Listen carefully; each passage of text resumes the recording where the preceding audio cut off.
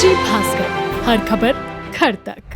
Bilaspur police ने नशे के कारोबार पर बड़ी कार्रवाई की है, जिसमें नशे का कारोबार करने वाले आरोपियों की 1.5 करोड़ से ज्यादा की संपत्ति फ्रीज की गई है। ये कार्रवाई पुलिस के द्वारा चलाए जा रहे अभियान चेतना विरुद्ध नशा के तहत की गई है। एसएसपी रजनेश सिंह के नेतृत्व में बिलासपुर पुलिस ने आरोपी श्याम श्रीवास और उनकी पत्नी सरोज श्रीवास की संपत्तियों को फ्रीज कर दिया है। पुलिस द्वारा की गई कार्रवाई में जांच में सामने आया कि दंपति मादक पदार्थ का संगठित कारोबार चला रहे थे, जिससे उन्होंने अवैध रूप से मोटी कमाई की।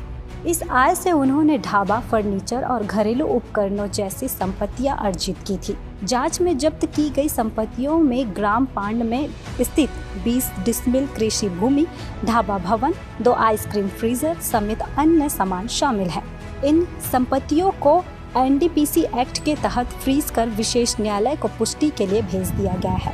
पुलिस की इस कार्रवाई ने यह साफ कर दिया है कि नशे के कारोबार से अर्जित किसी भी संपत्ति को पुलिस के निगरानी से बाहर नहीं रखा जाएगा।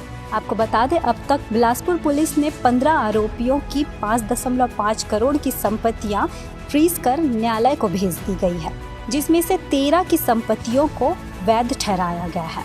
फिलहाल इस मामले पर सिविल लाइन थाना के सीएसपी निमितेश सिंह का क्या कहना है, आइए सुनते हैं।